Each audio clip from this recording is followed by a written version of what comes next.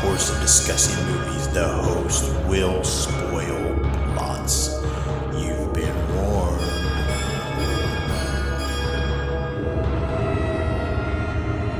Listen to their screams.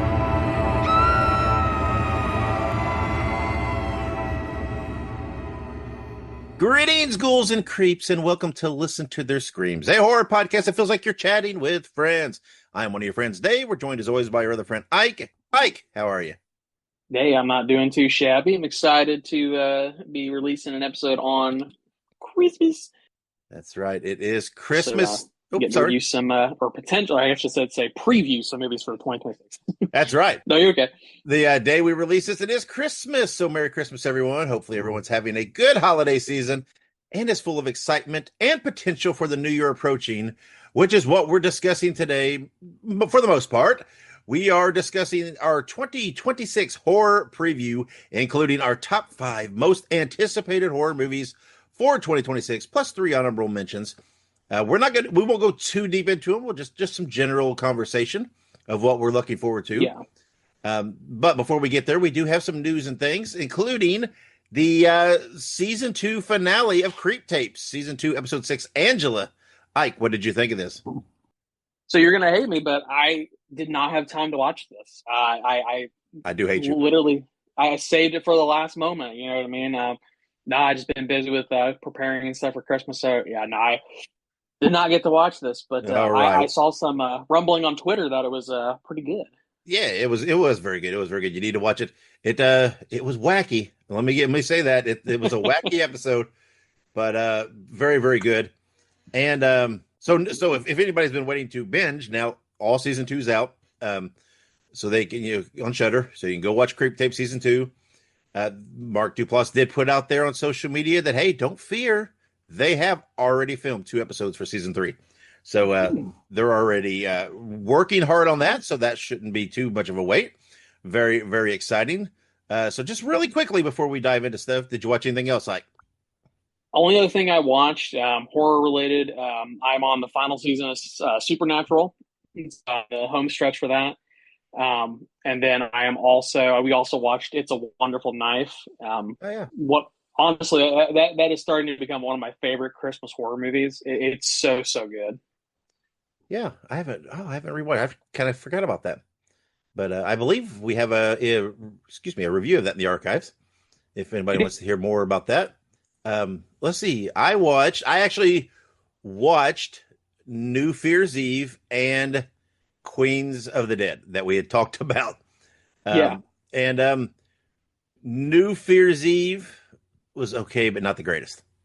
It was a little too campy, comedic for me, just a bit. But it was okay. Queens of the Dead was very good. I very much liked it. I thought it was really, really great. I thought it was clever. Thought it was well done. I thought the comedy in it was much better. But had a nice little story, a human story wove in it. Very good. I give them both a watch, but I prefer Queens of the Dead. So all right. So with that in the books, let's keep chugging along because we got a lot to talk about. We'll take a quick break, and when we come back, we will have our news, birthdays, movie anniversaries, and all that stuff. So stick around. Make sure you subscribe to Listen to Their Screams on your favorite podcast platform. Also, make sure you look us up on social media. We're on Facebook, Twitter, Instagram, Letterboxd, TikTok, and Slasher. All you have to do is look up Listen to Screams. That is Listen, the number 2 in Screams, and you can find us there. Also, make sure you go and buy yourself a Listen to Their Screams t-shirt. You can find all of our shirts at tinyurl.com/Screams Shirts. Spread the news. Spread the news. Spread the news. And welcome back with the news. All right, so we are going to start off with some news for this week. Five Nights at Freddy's 2 is now available to view on video on demand. We will probably get to see this on streaming pretty soon. I know previously it was on Peacock. I don't know if it's still on there, but in the past, the first movie was on Peacock. So potentially see that eventually on there. But we obviously have a review of this and the first one. Generally positive reviews from both of us, but I am excited to rewatch it for sure. Yeah, me too. Just like we said, well, like I said in the review, that I preferred the second over the first a bit. Thought it was a little bit better. So yeah, I'm Yeah. looking forward to watching it again. So, and I'm sure it'll just like it did in the box office. I'm sure it'll be a big hit video on demand, and then a big hit on streaming and everything else. So, but if you just can't wait, it's on video on demand. So go get it. Amen. All right. And as always, don't forget, the day this episode drops on Christmas Day, the next three episodes of Stranger Things season 5 are available on Netflix. It's actually weird because the first set of episodes came out on the day before Thanksgiving. Mm-hmm. The finale is coming out on December 31st, New Year's Eve. Why is this not coming out on Christmas Eve or the day before Christmas? I feel like they had a trend going and they've just kind of thrown it in the can. I don't Yeah. know. But anyways, I'm a big guy for synchronicity, so it just Yeah. seemed a little off. But no, I'm excited. Three episodes to prepare us for the finale next week. And if anybody's curious or thinking about it, I believe the finale is going to be in some theaters in Mm-hmm. some Yep. places. Yeah, that'll be fun. I venture to guess that they think on Christmas Day everybody will have opened gifts, will have eaten dinner, and we'll be all sitting around wondering what to do. And so here's something to unite the family in viewing. So there's also apparently going to be a Stranger Things animated series coming out that Yep. takes place between 2 and 3, I guess. So yeah, that's apparently forthcoming as well. Yeah, I was gonna say I remembered seeing that the other day, and I mean that's exciting. I think that's an appropriate way to kind of fill in some gaps. I hope that they also do a adaptation of the play. It's like Secrets of something, or I can't remember what it's called, but it's like a play that they did that is sort of like a prequel to the series. Um, but Well, yeah, no, I think that'll be good, and yeah, I'm interested. The animation yeah, style looks good. yeah. I think just yeah. I don't think there's anything to fear with the series ending. This is going to be a franchise, and that's going to continue on one way or another through animation, through prequels, through spinoffs, through everything. Merchandising, whatever. This the franchise is not going anywhere. No, It makes a lot of money. So it does. It makes way too much money. But very good. And I think it does it for news. Other than you have to, report on some unfortunate news, which is that actor James Ransom passed away on December 19th at the age of 46. We'd obviously like to take this moment to say that if you or someone you know is experiencing emotional stress or mental health, you can speak to somebody at the Suicide Crisis Lifeline by dialing 988. Obviously, Christmas is a hard time of year for a lot of people, especially in in the world we live in today, unfortunately. And stuff like James in his the sort of tragedy that he's sort of experienced is not uncommon, unfortunately. So, yep. especially we're going to make sure that you're not alone. We're all people there for you. And I know we don't have a huge reach, but hopefully this will help somebody in some way, shape, or form. Yeah, yeah. I mean, hopefully it's yeah, it's unfortunate. I mean, he was a talented guy, has great credit, but even just despite that, just you know, it's unfortunate that anybody, would experience this and feel like this. So yeah, I don't want to talk too deep about it. I don't I it's a family thing. Everybody knows what happened. Yes. It is what it is. So it's if they don't want to share, it's none of our business. If they don't want to share any more than that, that's whatever. That's fine with them. But yeah, just when these things happen, the only thing you can absolutely hope is that I don't know, maybe someone will reach out instead of not. Um, Unfortunately, when these things happen, this is when everybody shares, the lifeline numbers and this and that and everything. Um, and not all the time, but just remember it's always there. Not just when these things happen and everybody's sharing it on social media. This is always available. So don't be afraid. Don't be afraid to reach out to someone. And if not this, someone that you trust and love, just someone. It's okay what you're feeling, and there are people out there to help you whatever sort it out, try to help you lift you up, help support you. If you even if you feel alone, there's always somebody out there.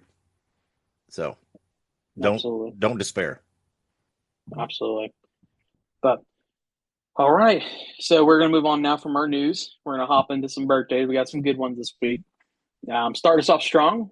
Didn't know that either of these people were born on Christmas Day, but December 25th of 1942, Sissy Spacek, who played the original Carrie.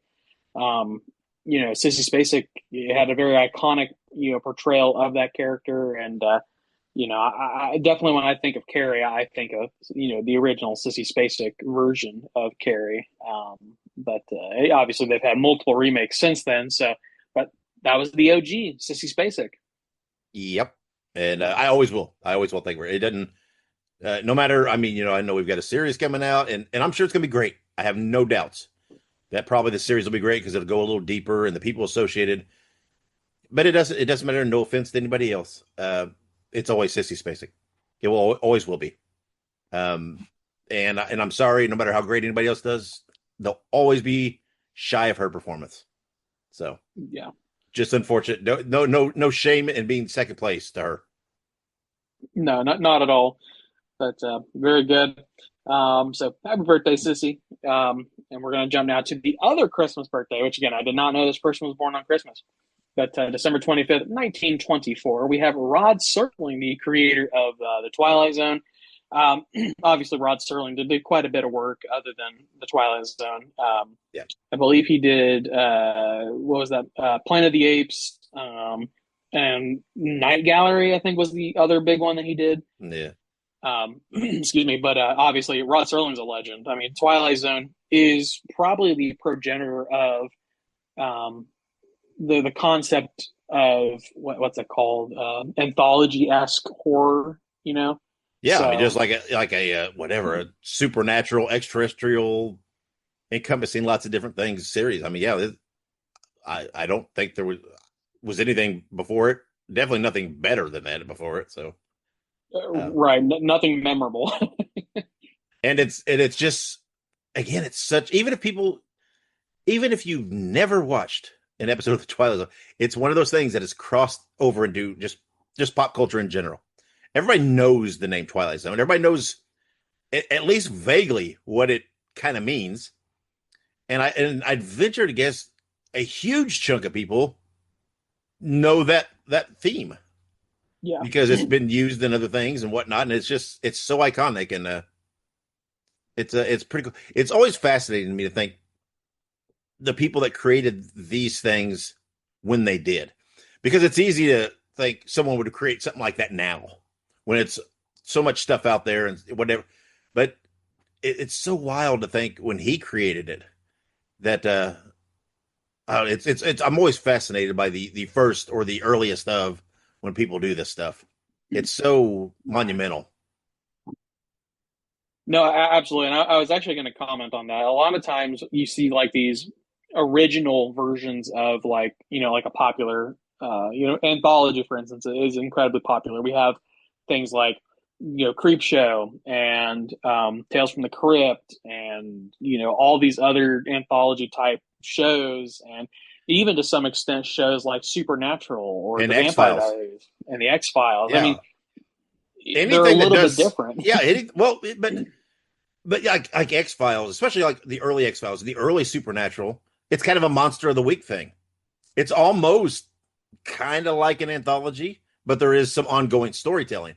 But Right. like in Supernatural, one week it's a werewolf, the next week it's a demon, next week it's kind of like an anthology, the same. But there is some ongoing story.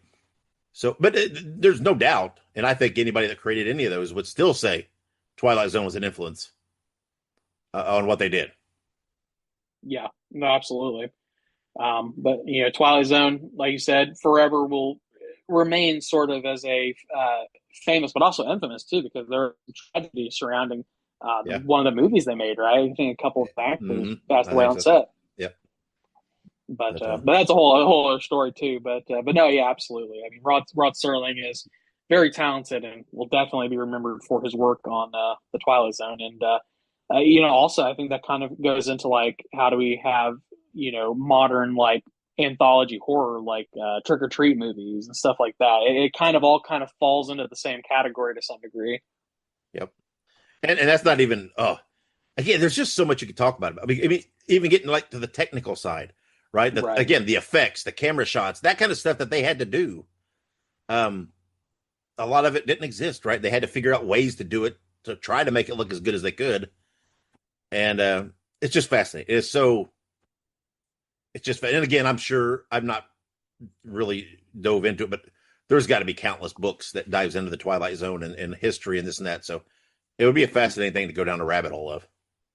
No, absolutely. But very good. So happy birthday, Rod. Obviously in memory because he passed away a number of years now, but very good. Moving on to after Christmas, December 27th of 1962, we have Barbara Crampton, of course, known for her extensive horror works, but specifically Reanimator, From Beyond, Chopping Mall, as well as many, many, many more. I'm pretty sure she's still out there working even today. Yep, yep. But obviously, I think Reanimator is arguably probably her most famous work. That's I know. I'm sure that's where you know her Yeah, from most. yeah. I mean, I like Chopping Mall too. It depends on what you're looking for. She's a little sultry and From Beyond, so depends on what part of Barbara Craig. She's great though. I mean, again, she's one of those also that is such a great ambassador for horror. Uh, Enjoys horror, enjoys her place within it. Knows uh, kind of her groove, and she's always out there. She's active on social media. She's active at conventions, and it's not only is she talented, not only does she have this great catalog of work, but it's her like Felisa Rose, like some of these other people we've talked about. It's so great because they're out there actively being these wonderful, positive uh, ambassadors, for horror, and really showing people that hey, sometimes horror has a stigma. A lot of times, it always has, and you meet and see people like Barbara Crampton, and you think, oh, what? That's okay. That's maybe it's okay. Maybe it's not what I thought because she's a pretty great person. I don't, it's just like that. She's just out there really supporting and encouraging, and it's great. I love that. I love people that enjoy their place within this genre and embrace it. Yeah, absolutely. But very, very good. So we'll give you a big old happy birthday to Barbara Crampton. And then we're going to move now to the same day, just about 13 years later, December 27th, 1975. We have Heather O'Rourke, who played in the Poltergeist films 1 through 3. Another tragic story, unfortunately. Yeah, this Um, unreal. we won't get into the nitty gritty of it because it is truly. I mean, I would say one of the more disturbing stories from Hollywood and child actors and so forth. But Heather O'Rourke is no longer with us. Hasn't been since the '80s. But obviously, her work on Poltergeist is. I mean, she does some amazing work. Frankly, I mean, she's fantastic in those films. Even if the sequels weren't as strong, the original Poltergeist is cemented into the horror, pop culture. You know what I mean? Like you think Oh yeah. about Poltergeist, there are so many of those tropes that we kind of gathered from that original film that I feel like have really spanned other movies and other genres. So, absolutely. So, but fantastic actress, did great in Poltergeist for sure. Yeah. I mean, just the name Poltergeist alone. I mean, how many Yes. people? So many people just know that name. They know what that is. If it wasn't for this movie, people wouldn't. They wouldn't know what Poltergeist is. I mean, not the amount of people, but yeah. I mean, it's all well documented. Everybody can go out there research and read up. It's a very cautionary tale, and you know, I mean, but again with stuff like this, I always think about things. Like I always think, man, what if she were still around? I mean, it's like we just talked about Barbara Crampton and what she's like. I mean, Heather O'Rourke would be younger than her, and Yeah. And what else would she have done? What would she be doing now? Um, I don't know. It's I don't know. It's sad to think that about that, but I can't help but my mind to wonder. Hopefully, I don't know. You would think so much. You would think hope she'd be in a better place, and all this and that. But it's terrible. But what a huge impact for such a short time. Absolutely. It's very unfortunate, but like you said, had a huge impact still today. So cannot just speak on that enough. But we're going to jump now to December 30th. So we're getting towards the end of the year, 1945. We have Lloyd Kaufman, who is the head of Troma Films and the creator of The Toxic Avenger. This is one of those weird ones where, like, he made the Toxic Avenger, the original, and then, it went on to spawn, sequels and then eventually a remake with the likes of, what's his name? Peter Dinklage. Peter Dinklage and Elijah Wood, right? So, Mm-hmm. it's crazy. It's the original was mostly unknowns, but I feel like the remake really got a big lift out of that original notoriety. But no, the Toxic Avenger series is great, and of course, we wouldn't have that without Lloyd and Troma Films. That's right. And Lloyd's done lots of things, and it's still out there. Troma Films is still a thing. He is Yep. still out there making these zany ass, wacky, weird movies that I mean, honestly, they're not that different from Toxic Avenger. I mean, he is he has a method that he enjoys, and it surrounds himself with people that enjoy that. And if that's what you like, and that's your thing, those wacky kind of movies with weird things and some nudity and so forth. Lloyd's still doing it. Troma Films are still doing it. So there's lots of stuff out there for you to see, but he's a wacky, fun guy. He's zany. Yeah, absolutely. He is. And I mean, if the movies are any indication of how weird this guy is, it's a very true indication. Yeah, he would. um, He'd be an interesting dinner guest. that's for sure. But very good. So we got one more birthday here. We have December 31st of 1941. We have Sean S. Cunningham, who directed the first Friday the 13th movie. And I think likely part of the rights issues is probably due to some of the disagreements Yes. between Mr. Cunningham and some of the other parties involved. It's so weird because you look back at these old horror movies, specifically like Friday the 13th, and you have this guy who made this movie. He had some partners here and there, and then it just kind of devolved, right? You start making sequels, different people kind of jump in, and now, things weren't as structured as they are now, right? Nowadays, you have to go through very specific channels. You have to have specific, production houses or credentials, or even if you're making like an indie film, you have to have a distributor, and certain rights go to certain people. But back then, things were a little more loosey goosey, and I think that definitely has contributed to some of the issues we have now. But despite that, there, of course, Sean still was a huge influence on that first film for sure. Yeah, yeah. I mean, definitely. And I appreciate his work and everything else. And he produced some of the later, like the Freddy versus Jason and some of that and some other things. And Right. it's I don't know. I've been bitter about some of that stuff with Friday the 13th and the whole, but on the same token, I get it. If you're in this thing and you do contribute something, right? I mean, that you see being out there merchandise and making all this money and you're getting nothing, if and you whatever, if whether it was you that came up with the concept of the hockey mask, him donning the hockey mask in, but that's what they didn't document that back then. No one put that down. So and so came up with this idea. That's his thing, and look at all that money. And now, I mean, I get it, right? You want to think, hey, that dude, I did that. I should get something. It's. I get it's easy to get caught up in that stuff, but it is very difficult on the fan side to to sit around while they do sort this out and we get nothing. But Right. looks like Friday's coming out of the fog, and we're getting the series and we're getting some stuff and things and supposedly a new movie and what in the future, and so hopefully some of that's clearing up. Finally, there's some clear skies here. Yeah, absolutely. And like you said, as fans, it's hard to sit around and wait for, bullshit like this to pan out.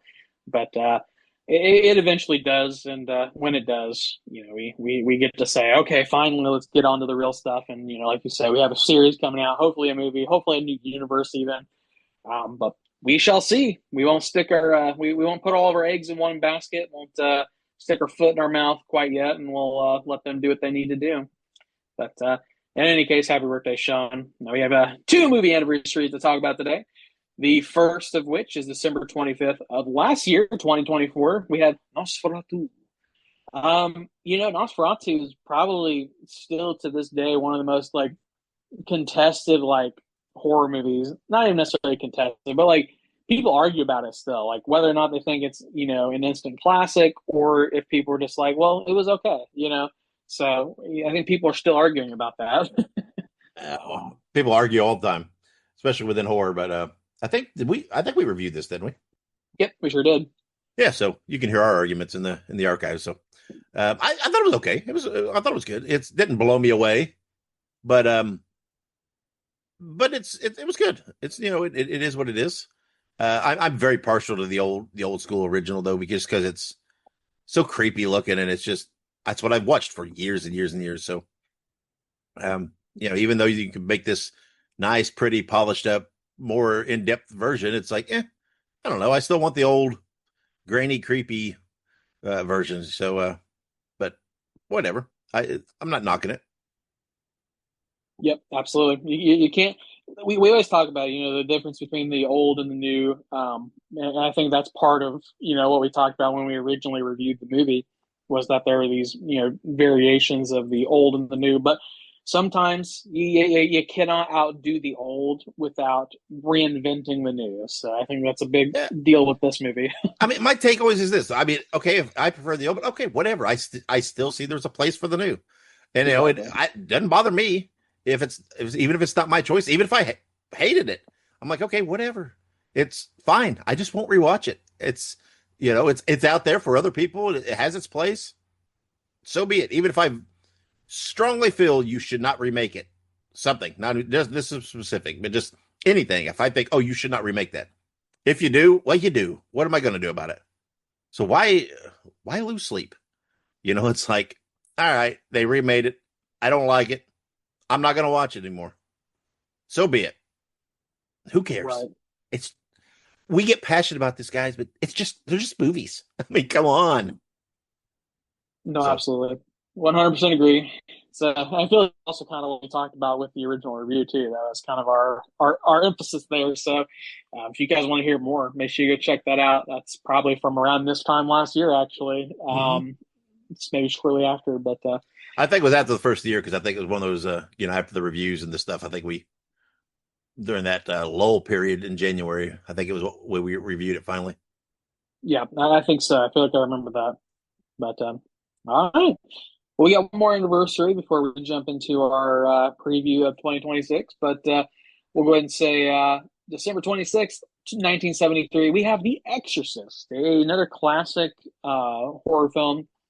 I do like this movie, and I do really like the remake, which was Exorcist Believer, I believe it was. Um, and I was really excited for the sequel to that and the whole thing they're going through, but I won't get into that. I love the original movie. I do say anytime I talk about the original Exorcist, I think that the pacing in that movie is just absolutely awful. Watching it back, it is such a long movie and it feels unnecessarily long. Um, it's still a good movie, but man, rewatching it sometimes is a chore. Is what I'll say. Yeah, I love it. I like it. It's I don't think it's perfect, but it's damn good enough. And Right. and I'm sorry, I will always chuckle. I don't know why. It's just my weird sense of humor, I guess. That I love the fact that The Exorcist came out on December 26th. It's just like there's Christmas, next day, boom, Exorcist. Like so, it just humors me for some reason. It seems so ironically funny in my weird twisted head. Absolutely. But We'll have to. I was actually just thinking about this. I was mulling it over my head. Didn't they bring on somebody new to direct like the next movie in this whole Exorcist new Ah, universe? Was it yeah, Flanagan? Was it Mike Flanagan? man, I don't. It's so weird because wasn't they had someone in, right? They made like two movies, right? And there was going to be a third, and then it got scrapped, and now they're doing something different with who is it? Was it ScarJo? ScarJo is going to be in it, right?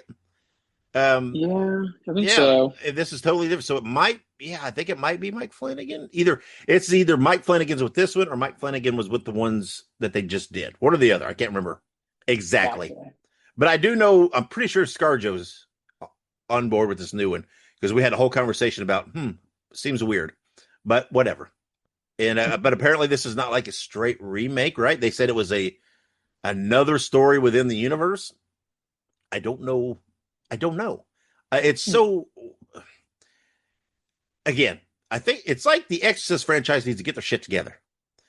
I mean, it's like a blanket statement with like every franchise, right? We just said, right? Oh, it's fans, and we just said, oh, it's just movie. Yeah, well, whatever. We're still passionate about it.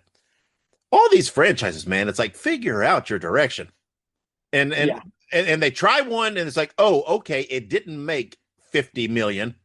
Scrap it. Let's go a different way. It's like motherfucker. Just how about just stay your path and just make a better movie? It's like, oh, it didn't work. Maybe it's the movie. Maybe just the next one. Just make it better. You don't have to scrap everything. I don't know. What do I know? I mean, it's all about the dollar, and so be it. it is 100%. The money talks and bullshit walks. So that's always what they say. So Here's the thing. but I love the original Exorcist. I like some of the others very much, but they're starting to wear me a little thin with their attempts at yeah, things. It's like each time, and it's like it's not that. It's like I don't. It's like they're not giving the full effort or something. It's like they're just thinking they put the Exorcist on it, that's going to do it. And I don't know. It's you see movies like the Evil Dead movies and some of these others that they take a try to come up with a fresh approach and they swing and it works and they get something that feels like it belongs in the franchise, but yet it's nice, right? And it's different and it's got some passion behind it. The Exorcist could do the exact same thing. It's just take a swing. All right, we don't need the exact same thing as the old one. We don't need a reference to whatever Regan every time and Reagan every time and everything else. Try something else, and maybe they will with this one since they say it's a different tale within the universe. But hey, try something, right? Take a big yeah. swing, and I mean, can you do worse than some of these others recently that you've done? Nah. So and by take a big swing, I don't mean, oh, let's just sign Scarlett Johansson. I think that's going to be the instant hit. Right. No offense. I'm not saying anything bad about her. I'm just saying you're not guaranteed that's going to make it a box office hit just because Scarlett Johansson's in it. Which, by the way, does Scarlett Johansson say no to anything? I was gonna say she's pretty much been in everything. I think after stopping doing all the Marvel stuff, I think she's like, I just need to find another niche. Her Colin Jost is her husband, and he went with whoever and bought that ferry thing in New York, and they've lost a lot of money and this and that, trying to repair it and whatever. Maybe she feels like, hey, I got to keep making the big money. I gotta keep making money so my husband doesn't bankrupt us with his new carnival. I don't know, but That's funny. We're kidding, guys. We love you guys. We love you, Colin and Scar. yeah, I'm not knocking. So Oh, I love Colin Jost. He's great. And I'm not knocking ScarJo. I mean, I like her. She's not she's not my favorite because I feel like she. I don't want to go into too much of a tangent. I feel like she acts the same in every one of her roles, honestly. But that's not a bad thing. It's okay. I enjoy her movies for what they are for the most part. I didn't hate the last Jurassic World movie, um, but I don't know. It's like I want to see her try something different. And maybe it'll be in the yeah, next Exorcist movie. Boy, there's a lot of maybes and what ifs with this next Exorcist movies. So need to try something different. Maybe in the Exorcist movie. Maybe. I take back what I said. They're not just movies. God damn it. This is our. No, I'm just joking. they might just be But movies, but we're very passionate about them. oh, absolutely. Don't So fuck we don't what's fuck up that? this next Exorcist movie, people. Right, yeah, absolutely. If you mess up this next one, it's gonna be bad news. They messed this one up. I'm like, the next one comes out, I'm gonna be like, yeah, whatever. Right, exactly. You're gonna be like, I'll you're wait gonna for lose that streaming. interest. But all right. Well, that's enough out of us. So we're gonna take a quick break. We've done all of our news, birthdays, anniversaries, and no upcoming releases. But we're gonna take a quick break, and when we come back, we will have our 2026 preview. So stick around. Hey, Bruiser buddies, I want you to listen to Wrestling Nostalgia with Dave Dynasty. Every week, he has the roughest and toughest interviews in the podcast world today, with the best guests you could ask for. There's no bums on this show. Let Dave Dynasty be your podcasting tag team partner and listen to Wrestling Nostalgia while drinking beer, smoking cigars, and busting heads. Just look it up on your favorite podcast platform and subscribe today, cause the Bruiser said so. All right, and we are back. And I know, we were going to buzz through everything just to get to this, but we get rambling. I guess more so. I mean, I'm the old man that's yelling at clouds. That and one breath says it doesn't matter, and the next breath screaming that it does. So, just ignore me. No, don't ignore me. So, because it is time for our 2026 preview. Ike and I each picked 5. It's usually just movies, but there's a couple of prominent series that are coming out, and with the wonderful use of the series now, we had to tie these in. So there are a couple of notable ones that we put in, but anyway, we did a top 5 for each of us with 2 honorable mentions. We averaged out their finishes, came up with a unified top 5 with 3 honorable mentions, and it was actually worked out pretty well. So here we go. We'll have some brief talk. We'll try not to get too sidetracked here and keep on topic as much as possible. So here we go. Our honorable mentions. I'm going to buzz through these 3 really quick, though. First honorable mention is the aforementioned Carrie series, developed by Mike Flanagan. It is based, of course, on the 1974 Stephen King novel. There is no release date yet, so we don't know exactly when it's coming out, but it is supposed to come out in 2026. Like I said earlier, we love Sissy Spacek. We love the original, but it will be cool to see them dive a little deeper into this series, into this book with a series. So our second honorable mention, The Strangers, Chapter 3, directed by Rennie Harlan and releasing on February 6th. We have talked about this in the past. We like the other 2 Stranger movies, but we feel like they were the movies that had to be made to get to this one. We're very curious to see what they do to wrap up this new trilogy. So that is coming out in February. We are looking forward to that. And of course, the movie that Ike is really, really looking forward to. I was the one probably that brought it down and knocked it down to an honorable mention because I don't think it was on my list. But Return to Silent Hill, the movie that has infinitely been anticipated, is apparently now on the calendar, directed by Christophe Gans. I don't know how you say that name, but releasing January 23rd. Ike had this way up on his list, I believe. I didn't have it on any of my lists, so that's what brought it down. But I still am curious to see what this is, but Ike's more invested in me. But it's just the anticipation, right? I mean, it's like he's been waiting for this his whole life, and here it is. January 23rd. Come January 24th, I don't know what he'll live for anymore. So Nope. we'll see what's next. I do, because we have the top 5 now movies. He'll live for these other movies. So all right, we got the honorable mentions out of the way. Now here are our top 5 most anticipated horror movies for 2026. We're counting down from 5 to 1. So Ike, throw out there number 5. Absolutely, you got it. So this one's actually a little. I forgot that this movie was coming out until you sent me the list. And I was like, "Oh yeah, it's coming out." But Clayface is releasing on September 11th. That's an unfortunate day. Written by Hossein Amini and Mike Flanagan. Directed by James Watkins. This starring Naomi Ackel, Eddie Morrison, Max Minghella, and others.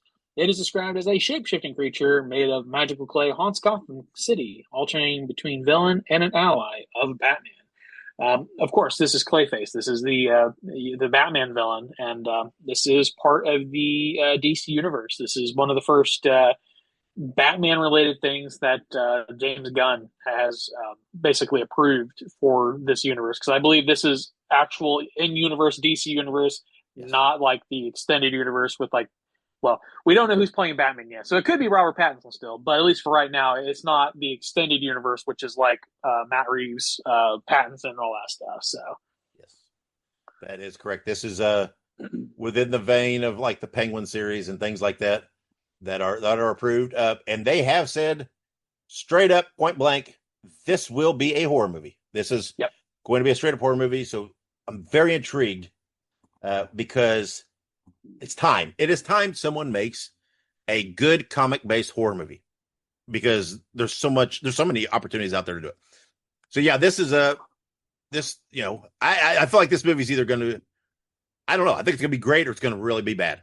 I don't think there's going to be a lot of middle ground, but we'll see. But yeah, very much looking forward to it. Number 4, of course, the other notable series that we have talked about, and of course, we've already mentioned it today, and we got to talk about it again because every episode we are obligated, I feel like, to talk about it. The Crystal Lake series. There is no release date yet, but apparently it has finished filming. Developed by Brad Caleb Kane, directed by Michael Levy, a prequel series to the Friday the 13th franchise. Oh, excuse me, the directed by Michael Levy. I don't know why I put that in there, why that's in there. We don't know. Each episode is probably directed by someone different. yeah, Prequel. Michael Levy, if he listens, just got excited. But he's so you got me some work. My bad. A prequel series to the Friday the 13th franchise, of course, and described as a prequel series to Friday the 13th, which follows a doomed small town where camp counselors come to die. Very vague. We know that information. We know whatever. Does look intriguing though, and again, there's so much anticipation that it's hard not to look forward to it. Here's hoping. I mean, we've waited and waited for something. I like the approach. I like a series. I like that it's a prequel. I think they can do some fun things. Let's just see what happens, and let's hope. We'll see this time next year what we're talking about, where it lands on our highlights. But I'm looking forward to it, and we'll see what happens. So, Ike, you want to throw anything in there about Crystal Lake before we move on? Yeah, I'm just, I'm hoping it happens. You know what I mean? Like that's the big thing is, it's something that you learn about, horror movies and horror series and just stuff in general is that it's going to happen, but you don't really know it's going to happen until it actually comes out, right? You don't have that confirmation until it is actually released onto a streaming service or anything else. So, very unfortunate that we have to even say that, but I'm excited. Obviously, I love Crystal Lake, Friday the 13th. I love all of the stuff that's encapsulated with that. So I'm sure I will love this series.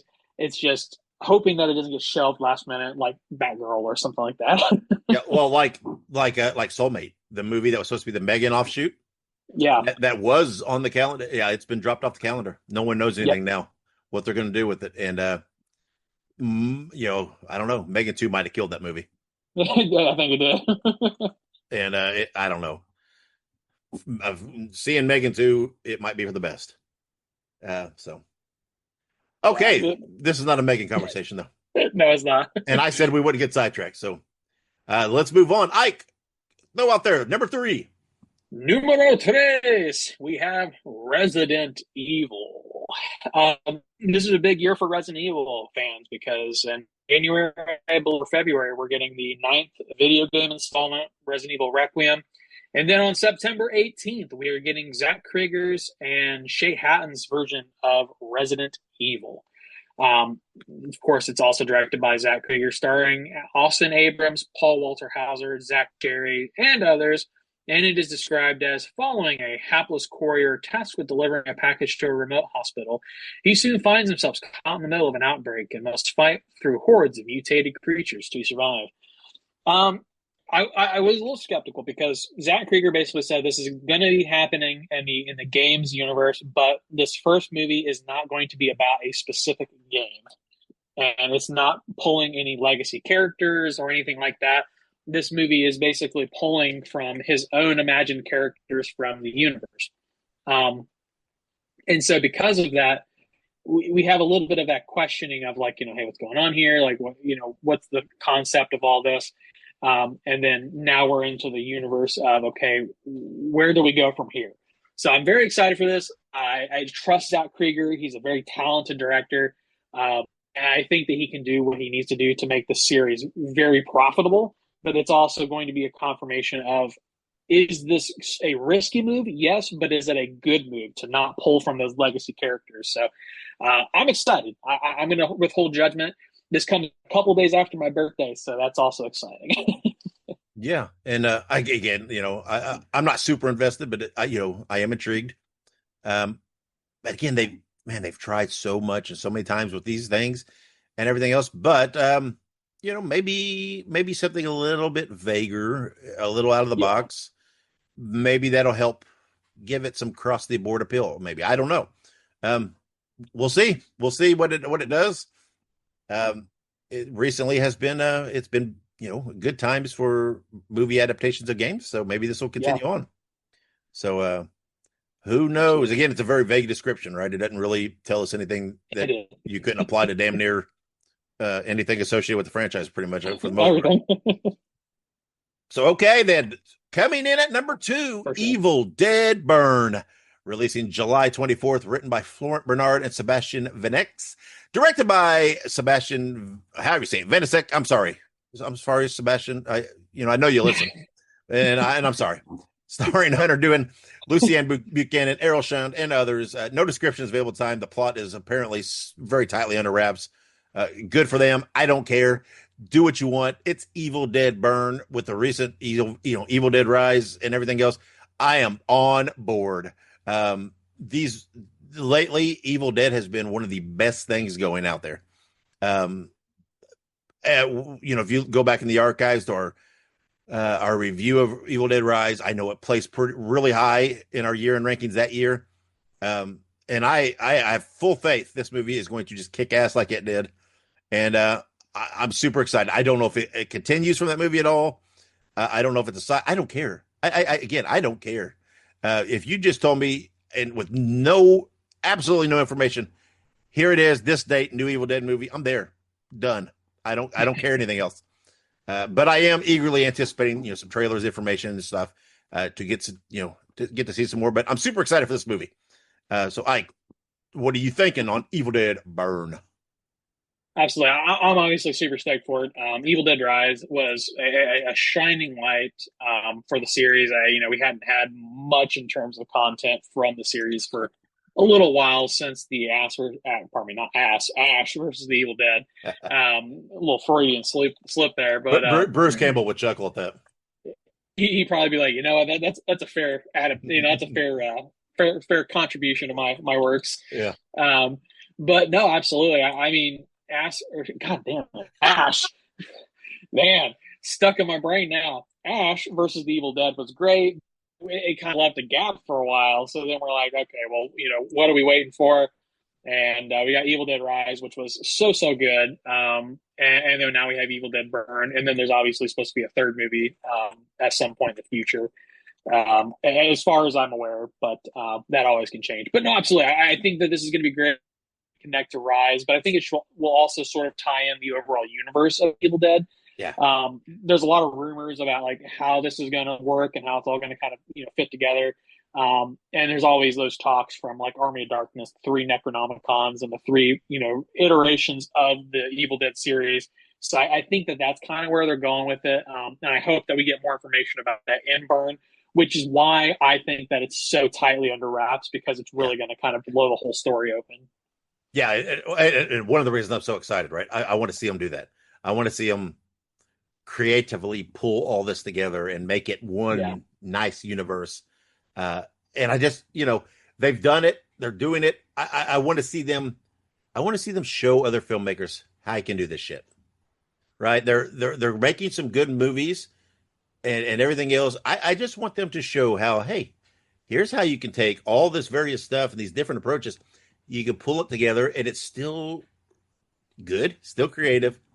Yeah. And hey, guess what? We didn't scrap, 3 tries to get to here. Exactly. I'm being a little snarky. I'm still worked up on The Exorcist. But No, no. right. But again, Evil Dead Burn was very high on both our lists. Yes. So this was there. I think I don't know. I can't remember exactly. I think I had it 2, you had it 3, maybe something like that. It was very high on both our lists. Um, and then as was I believe the next movie at number 1. So Ike, yeah, here we go. I feel like it's we've reached that again obligatory moment of the show. But go ahead and reveal our number 1 most anticipated movie for 2026.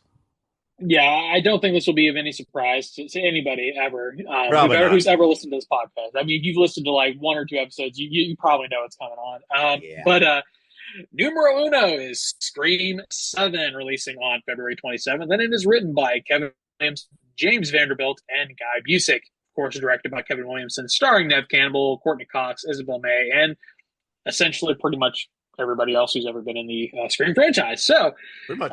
it is described as when a new Ghostface killer emerges in the town where Sidney Prescott has built a new life.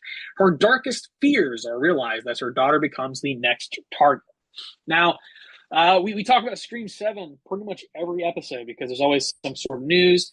And a year ago when they were still kind of working out the ifs, ands, or buts about Scream 7 after the, how Scream 6 kind of panned out, there were certain questions about whether or not the series would even extend to another movie. They kind of shelved it for like a month, and then they're like, okay, we're going to do all this again, blah, blah. So there's been a lot of ups and downs with the series, but we are officially getting already made. They can't take it away from us yet, at least not that I know of. And we're getting it in February. So I think that there's a lot of speculation on who's going to be in this. Is Stu Macher, is he still alive? That's the big question. So we'll find out here in about 2 months, I guess. All right. Yeah, super excited for this. Again, we don't need to talk about this much. We talk about it all the time. Everybody knows we're excited. Right. Everybody knows we're curious. Everybody knows, how hopeful we are. And we are excited enough that is our number 1 anticipated movie. So to wind down, there you have it. And of course, there's lots of other exciting movies that are coming in 2026. 28 years later, The Bone Temple, Hokum, Ready or Not, Here I Come, and others that we don't know yet, including many great things that will come to Shudder and Screambox. So we have all that to look. I mean, just these are some highlights. And again, if we knew some more of the things to come, our list might completely shuffle. There's always good stuff that pops up. So, but again, so in our next episode, we will do a review of 2025 with our top 5 favorite movies from this year. And we will also, as we do that, we will compare and contrast how our favorite movies of the year compared to what were our favorite or most anticipated movies of the year. We're going to add, I don't think we've done that element in the past, but we're going to do it this time. We're going to see how the list compares and how much the anticipation panned out in the end. So should be fun, but that is coming next episode. Once again, thank you to our wives and all the listeners and followers for all your support. Guys, let's all make sure as we wind down 2025, let's make 2026 a great year for the horror genre, and let's represent ourselves well as horror fans. We'd like to once again make sure to wish everybody a Merry Christmas as this drops on Christmas Day, and give us a gift. Be sure to subscribe to us on social media. We're on pretty much all the platforms. Just search for Listen to Their Screams or Listen to Screams, and you will find us. So before we close this out, like anything, this is This is the last episode of 2025. So here we are. So before we close out, anything you want to add, Ike? Oh man, it's been a great year. A lot of fun movies came out this year. A lot of fun stuff, just in general. Like Dave said, happy holidays. Everybody stay safe out there. If you're cooking a turkey in a oil fire, make sure you're not doing that on the grass or you really like to put that public service announcement out there. I do. I seen just the other day somebody it wasn't here like where we live, but it was somewhere further east in Florida. I want to say maybe like Jacksonville or something like that. But some idiot was cooking a turkey in like a big old like oil fryer. And he had it on like a dead patch of grass or something like that. And like the turkey was still partially frozen. So obviously that's a big no-no. And it like boiled over, grass caught on fire, almost burnt down this guy's house, his neighbor's house. Like, I'm like, Jesus Christ, like, come on, let's not kill everybody. I totally feel like we need to make a t-shirt with Ike and his deep fried turkey PSA. Yeah, absolutely. We should.